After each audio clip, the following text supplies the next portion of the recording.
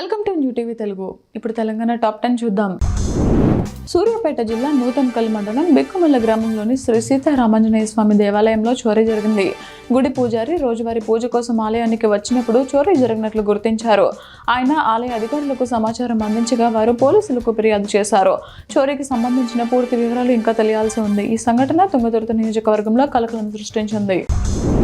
నాగర్ కర్నూలు జిల్లా కొల్లాపూర్ నియోజకవర్గం కోడేరు మండలంలోని జనంపల్లిలో మంత్రి జూపల్లి కృష్ణారావు పర్యటించారు. పాత వాటర్ ట్యాంక్ ను తొలగించి 1,00,000 లీటర్ల సామర్థ్యంతో కొత్త ట్యాంకును ఏర్పాటు చేయాలని అధికారులను ఆదేశించారు. అనంతరం ఇందిరమ్మ ఇళ్లను ప్రారంభించి గ్రామస్తులతో సమావేశమై వారి సమస్యలను అడిగి తెలుసుకున్నారు. కోడేరు ఎంపీడీఓ కార్యాలయంలో అధికారులతో సమావేశమై రైతుల సమస్యలపై చర్చించి వాటిని సత్వరం పరిష్కరించాలని నిర్దేశించారు.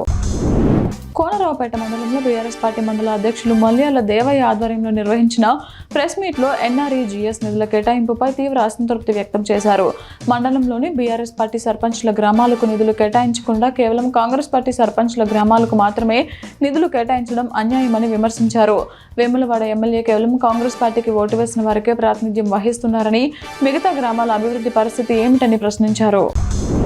ప్రజా శ్రేయస్సు కోసం పనిచేస్తున్న మంత్రి సీతక్కపై అసత్య ప్రచారం చేస్తున్న వారికి సమాధానం చెప్పాల్సిన అవసరం లేదని టీపీసీసీ ప్రెసిడెంట్ మహేష్ గౌడ్ అన్నారు.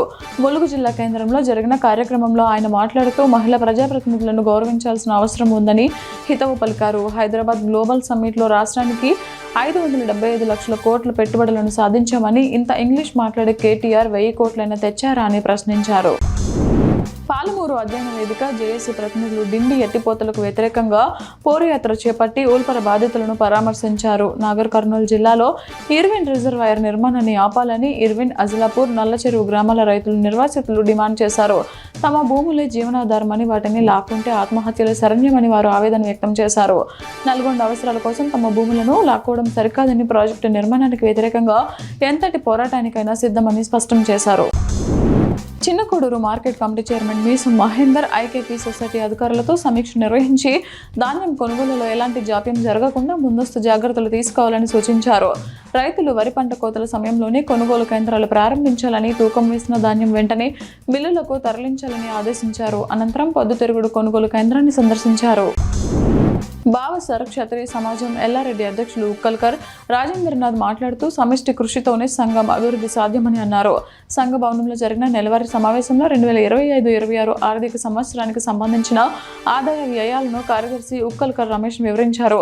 సంఘ భవనం నిర్వహణ కోసం ప్రతి సభ్యుడు 100 రూపాయలు సభ్యత్వ రుసుము తప్పనిసరిగా చెల్లించాలని, చెల్లించిన వారికి సంజాయిషి నోటీసులు ఇవ్వాలని తీర్మానించారు. సమావేశంలో సభ్యుల కుటుంబ సభ్యులపై కూడా చర్చించారు. నిర్మల్ జిల్లా కేంద్రంలో వారసత్వ సంబరాల కార్యక్రమం ఘనంగా జరిగింది. ఈ కార్యక్రమంలో రిటైర్డ్ ఐఏఎస్ అధికారి, మాజీ రాష్ట్ర ఎన్నికల కమిషనర్ పార్థసారథి ముఖ్య అతిథిగా పాల్గొన్నారు. ఉమ్మడి ఆదిలాబాద్ జిల్లా చరిత్ర, వైద్య, వృత్తి, సంస్కృతి, సంప్రదాయాలపై రచయితలు రాసిన పుస్తకాలను ఆవిష్కరించారు.